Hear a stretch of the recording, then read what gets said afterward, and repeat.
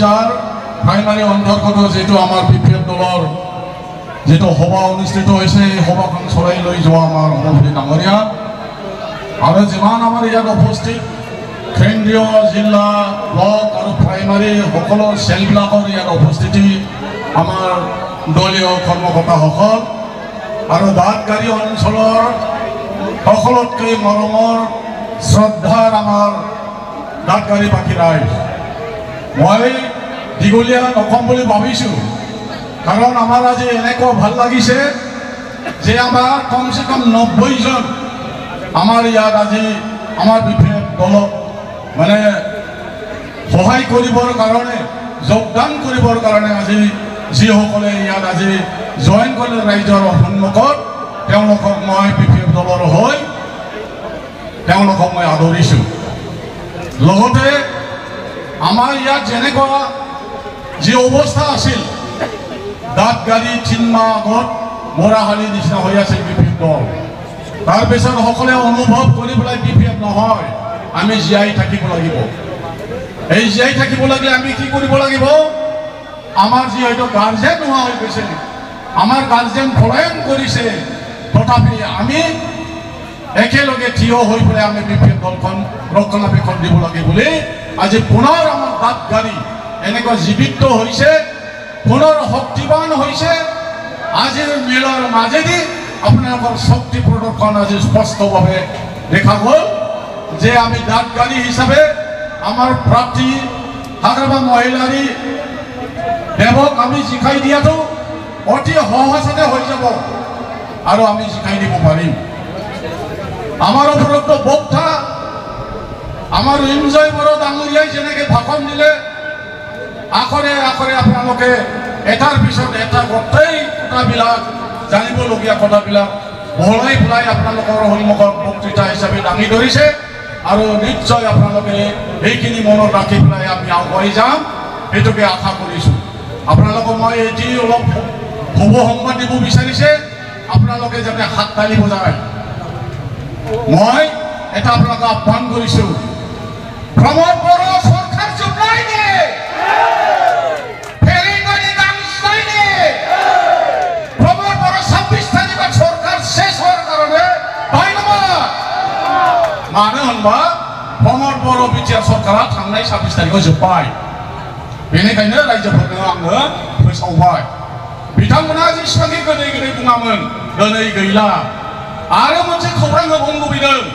जोंनि चिरां गौरांनि बाक शक्ति गोनां जोंना सांग्रां माबे बसुमतारिया रेजिगनेसन होबाय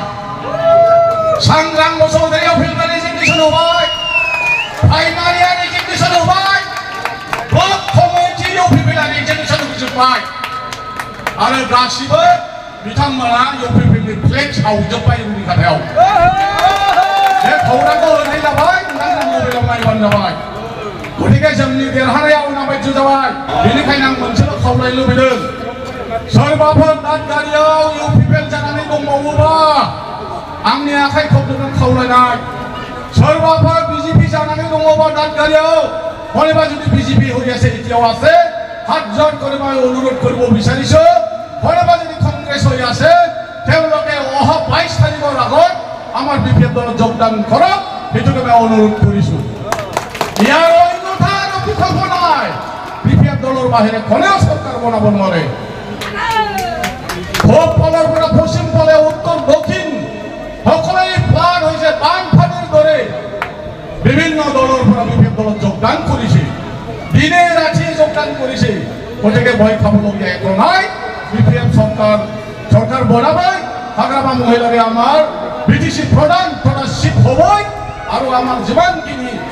যিখিনি ডিপার্টমেন্ট বিভাগীয় বিলাক মানে ইউপিপিএল দলে ঘূৰাই দিছিল অসম চৰকাৰক এইবিলাক আমি পুনৰাই আনিবলৈ সক্ষম হম আৰু ৰাইজৰ मोनसे खोथा खावलायनो लुबैदों दहाय जोंहा बिबुंथिगिरिया बुंलांदों इउपिपिएलआ मोनसे सुक्ति खालामना लाबोदों गिलु बालु सुक्ति बेयो जाहैबाय बिटिआर सुक्तिनि 7.2 आव दङ बाव मा होननाय दङ जलाशय कासमाटी गमात माटी गिर्जा मण्डलिर माटी खनबा बाथौ खेरार माटी मोसौ गुमग्रा बोरमा गुमग्रा बेफोर जलाशय बिलो हाखौ गासिबो आसाम गभर्नमेन्टनो जुरिब खालामना लांनो हानायनि सक्ति खालामना फैदों। बे बेसेबां गिदिर जागोन रायजोफोर बेखौ जों होबथानांगोन होबथानाङा? होबथाथारनांगोन, जों होबथागोन। आरो मोनसे खोथाबाव, जाय दुलाराय बर' फरायसा आफादनि आफादगिरि दिपिन बर'आ थांनाय एमपि इलेक्सनाव अदालगुरि एमपि समस्तियाव बर' रायजो राजाखौ बिजेपिनि हेलिकप्टाराव गाखोनानै पलिटिकेल केम्पेइनाव सासे फरायसा आफादनि आफादगिरि जानानै बिथाङा अदालगुरिनि रायजो राजाखौ खावलायहैदोंमोन। अदालगुरि रायजोनि एमपि समस्तिनि रायजो राजा नोंथांमोना गासै जेसेबां बर' दं, जेसेबां जनजाथि दङ, जेसेबां रायजो राजा दङ, नोंथांमोना दिलीप सैखोनो भट होनानै देरहाहोनांगौ। देरहाहोनांगौनि खारना जाहैबाय बिथाङानो देरहालांनानै दिल्लीयाव बिटिआर गभर्नमेन्टनि बिटिआरनि दफाखौ आखरे आखरे बिथाङा दिल्लीयाव भारत गभर्नमेन्टनाव रायलायनानै सुफुंजोबगोन। बेखायनो देरहाहोनांगौ। नाथाय नोंथांमोना दाख्लै मा नुनो मोनखो? अदालगुरियाव बेबायदि केम्पेइननि मिटिंआव जेला दिलीप सैखोआ देरहानानै एमपि जाबाय आरो बिथाङा बावैसो आसाम रायजो बिजेपिनि बिथाङा आफादगिरि जानानै दाख्लै अदालगुरियाव मा बुंदों मिथिगौना? ओरैबायदि होनदों जे रायजो राजा नोंथांमोन, जोंखौ बिजेपिखौ देरहाहोदो, जोङो बिटिसिनि हाखौ बायनो हानाय क्षमता होगोन आरो 6 सिडुल बेलेन्स ब्लकखौ जों उथायनानै गुवाहाटीनि मानसियाबो बायनो हानाय, बिहारनि मानसियाबो बिटिसिआव हा बायनो हानाय, डिब्रुगड़नि नगावनि मानसियाबो बायफैनो हानाय जों आयेन खालामगोन। बेखायनो जोंखौल' देरहाहो। होमब्ला बिनिफ्राय देरसिन बर'नि हारिनि सिनस्रि दुलाराय बर' फरायसा आफादनि आफादगिरि दिपिन बर'आ बे बाथ्राखौ मानो बादा होआखै? मानो होबथायाखै? मानो बिदि बुंदों? मानो काउन्टार होदिया? गमामा जों मिथिबाय इउपिपिएल आरो एबसुआ मोनसे फैसा खुस्रानि ओरै फारसे आरो ओरै फारसेनि बादै जेबो नङा। बेनिखायनो रायजो राजाफ्रा एबार जोबथारनायाव बेखौ आं खावलायगोन, नोंथांमोना जेरावखि थाया, जिखि दलाव थाया, जुदि बिपिएफआव साननै सानथामाव फैनो जुदि लाजिदोंबा आरो हांगोबो जानाय बादि मोनोब्ला नोंथांमोना जेरावखि थाया था। नाथाय फैगौ 22 तारिखआव नोंथांमोना बे हारिनि जोबथा रैखा खालामनांगौ समाव बिपिएफ दलनो नांगोलनि सभायाव 22 तारिखआव भट होफै। भट होयोबा नोंथांमोनखौ जोङो अनसायगोन आरो भट होआब्ला एरायनाय थायोबा नोंथांमोना एरायना थाबाय थानांगोन। बेनिखायनो मोनसे खावलायनाय, नोंथांमोना जेरावखि थाया फैगोन 22 तारिखआव बिपिएफनो नांगोलनि सावगारियाव भट होनानै जोंनि बे चिरां दुवारनि बिजाथिखौ देरहाहोनांगोन। हाग्रामा महिलारिखौ सिट जानो थाखाय जोङो भट होनानै देरहाहोनांगौ। जोङो बिटिसिआव बयनिख्रुइबो बांसिन भट मोननानै दानो हायो बेखौनो कामना खालामबाय। आरो बयनिसिमबो दिनै बे मेलाव फैनानै लैहोर लैहोर फैनानै बिभिन्न गामिनिफ्राय जगदान होफैनायनि थाखाय